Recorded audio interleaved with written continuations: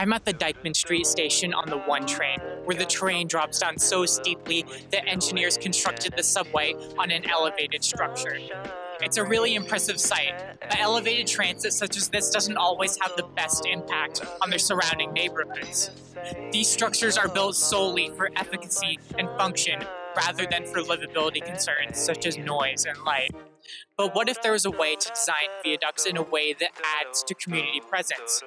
My senior project as an architecture student was to create a new form of elevated transit that builds upon existing notions of transit connectivity to create a new system, the elevated subway square.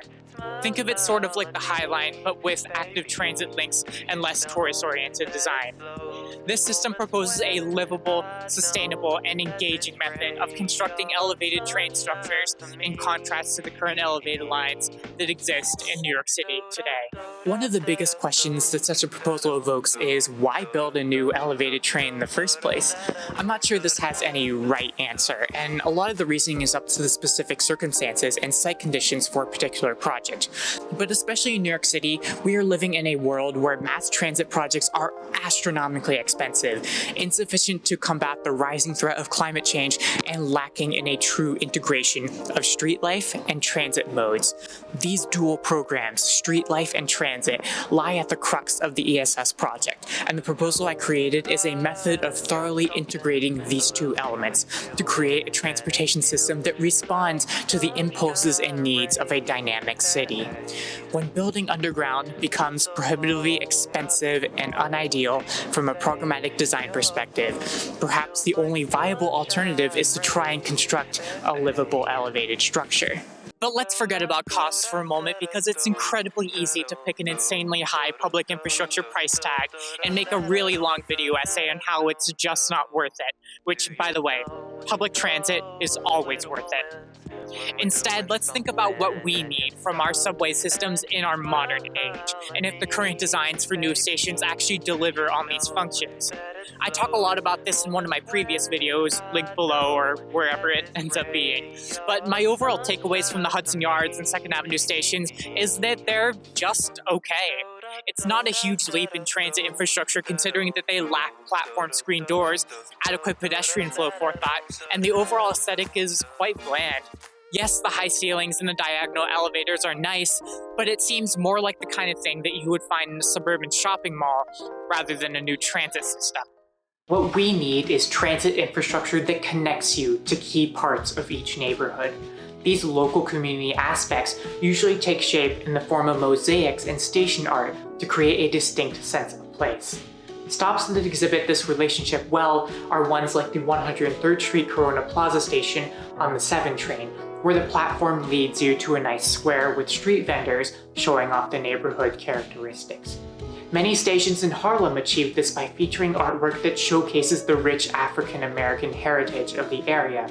These may not be 100% perfect examples, but they at least help show glimpses of culture and vibrancy. In contrast, being so deep underground in one of the new subways, you tend to forget where you even are. Each station looks almost identical. The artwork that does line the walls evokes a general sense of New York rather than a specific place. As we've discovered, there's a clear disconnect between the transit infrastructure that we need and the subways that we get. So how does the elevated subway square proposal fix this problem? Though not explicitly stated, the logic of transit station placement is based on the presence of public spaces such as squares or plazas. For example, planners during the construction of the first subway in New York City chose to mainly follow both major cross streets as well as nearby public squares. There's no information on why exactly they did this, or at least none of which I'm aware, but it's certainly logical to conclude that the reasoning has somewhat to do with how pedestrians move around the city. Most commercial corridors are along major cross streets, so it seems reasonable to locate a subway station there. Public plazas and squares serve as gathering spaces for large masses of people. For example, many of the stations on the first subway route, City Hall, Spring Street, Astor Place, 14th Street Union Square, Times Square, Columbus Circle, 66th Street, 72nd Street, and 137th Street all serve to both supplement and bolster street life by associating themselves heavily with public spaces. But it isn't enough to simply say that we should associate transit with public space going forward. The three most important factors that affect the country's future transit needs are the shift in the way that people get to and from work, reconciling with past discriminatory transit projects, and the impact that transit has on the environment. The first of such stems from the idea that in the past, people would use transit to get from their suburban homes to their office jobs in the city center. For an urban model based on people living on the outskirts and commuting into the center, a traditional hub and spoke model works fairly well. In New York City, this resulted in a system that makes it very easy to travel to Manhattan, the center of the city, but much harder to travel between the outer boroughs. Now, especially with the onset of the COVID-19 pandemic, more and more residents are choosing to either work from home or work in areas outside of Manhattan. This requires a completely different transportation network, one that looks more like an interconnected web, which would allow for easy transit to and from any point within the city. So we know the basics of a shifting transit usage landscape, but how do we actually redesign or improve public transit systems to support this? The most important aspects to getting government to create such a transit system in the contemporary era includes attaining political will, property values, preventing gentrification, and minimizing construction disruptions. To the first, the recent change in both mayoral and gubernatorial leadership in New York present promising signs, especially with the advent of the Interborough Express project. Any transit project in New York City will also necessarily increase home values due to proximity to transit being a key factor at worst. Mitigating the effects of gentrification are also deep concerns, especially in low-income and minority communities.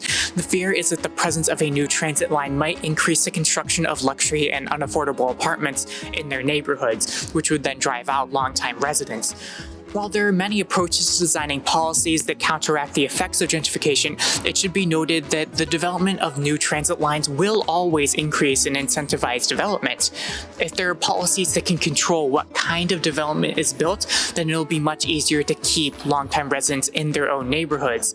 Actions such as upzoning of certain areas, incorporating mandatory inclusionary housing, and a revamped housing voucher system can be part of the solution. Yet it's important to note that increasing transit connectivity and preventing displacement are not intrinsically opposed.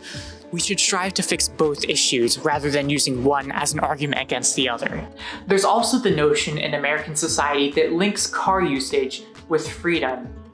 Even in New York, the richer you are, the more likely it is that you'll use a car instead of a train, which subconsciously links car usage above transit usage in people's minds. That idea translates to subway investment, where politicians will improve every other form of transportation before they spend a dime on public transit. However, a part of big investments in rail network like the ESS project is a counter-argument, that transit should be intrinsically linked with freedom. We should promote the idea that the physical infrastructure of transit can be a factor that increases an individual person's connection and interaction with the streetscape and neighborhood as a whole. As such, with the integration of more green space and communal plazas to the neighborhoods, space for small businesses, and any other programs that each neighborhood can decide should be key elements for which we design. Ideally, this would give neighborhoods and local communities the opportunities to add more space for the functions that they deem necessary or important to that specific place. So how could we actually design a structure that achieves all of that? This diagram shows a breakdown of how the design would work. Just above the street, there will be a park level, which is intended to add green space to the street level below.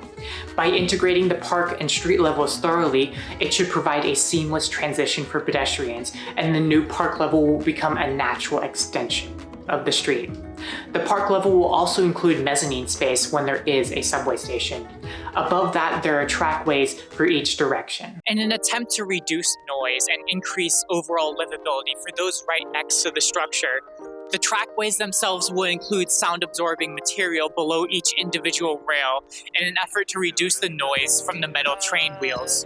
Throughout the ESS system, curves will also be limited to a minimum radius of about 350 feet, which will eliminate much of the screeching that happens on tight turns. With these techniques and multiple others that I explained in the full report, the noise that the trains create should be less than that of the cars on the street. If we condone noise pollution from cars, Surely minimal noise pollution from trains should be acceptable. In fact, the presence of an ESS structure should hopefully reduce car traffic on the street, so overall noise levels should never be higher than existing levels. In addition, the ESS structure will have a very light cladding and exterior finishes to reduce the shadows that they create. The trackways will be designed to have the smallest width possible to provide a very small footprint, and their light blue paint color will be slightly reflective to imitate the brightness of the sky. The age of work-centered transit networks is over. Although some people will continue to commute from the outskirts into the central business district, it's much more likely that commuters will choose to travel either between boroughs or in ways that transit planners just 10 years ago wouldn't have imagined. Such a change requires our transit system to be resilient and to adapt to the shifting needs of residents very quickly. The current rate at which transit projects develop does not bode well for this new pattern. Concerningly, the pandemic has made more and more people feel unsafe taking public transit, and current disinvestments in the physical station spaces continues to perpetuate this dynamic. New York City is unique in that the subway is, in many ways, an extension of the street space. The same communal activities of gathering, watching performances, and meeting people are as prevalent in the underground mezzanines as they are in the public squares above. For New York, the subway is a microcosm of the city, and to lose this vital communal space to a culture of car-centric transportation would be devastating. We can sit back and concede that public transit isn't worth investing money, and that the problems that the system faces are inconceivably difficult to rectify. We can turn away from the aspects of city life that make New York such a dynamic place, and fill the remaining underground void with safety policies that have no solid history of positive gain. We can abandon our collective responsibility to creating a welcoming urban environment, but that is not worthy of New York. It's not worthy of the people. It is not worthy of our culture. What we need is an unparalleled commitment to bettering our public transportation systems that is equal both in scope and scale to the Federal Highway Act of 1956, where our government helped build highways across the length and breadth of America, with the hopes of improving infrastructure on an insane scale. What's more is that we need a steadfast obligation to all people, regardless of race or class, that they should be able to go anywhere at any time and to no detriment of their own communities. We need a fundamentally anti-racist transit system that uplifts those most marginalized and ensures that they get the quality transportation that they deserve. We must focus on building communities up and increasing quality human interactions rather than relying on the individualistic and self-centered transit modes that America has come to embrace. The ESS plan, if implemented, will represent a reversal in character of past transit investments to create a system that imagines a robust transit network. Even if it doesn't end up in any physical space, my hope is that by proposing such a drastic and innovative system, politicians will start looking up towards our collective potential rather than settling on the insufficiency of existing policy efforts. Likewise, I implore citizens to look at this project as a bold representation of the transit investments that we expect of our elected representatives. Though people will likely debate the exact details and designs of the ESS plan, it represents a continuation of the community-centric nature of our current transportation system that focuses on highlighting the best aspects of New York City's culture. This video is sponsored by me. I'm sponsoring my own video. So in addition to advocating for transit, designing vaguely architectural things, and making the occasional YouTube video, I'm also an artist. From making paintings of the urban landscape to cute fall stickers to really fun postcards, I'm really just seeing where inspiration takes me. If you're interested in getting some monthly postcards, personalized art, and behind-the-scenes sneak peeks at my process, you can join my Patreon at Ambato. The link will also be in the description. If you're just interested in some prints and stickers, you can get those on my Etsy. I'm also branching out into some subway posters, so that'll be really fun. You know, it's hard out here, paying rent, paying taxes, being an adult. So if you're interested in helping me out a little, that would be greatly appreciated. It'll enable me to continue making more art, more videos, more content, and hopefully we can build a really nice community here. Anyways, merci pour avoir regardé et ça c'est tout.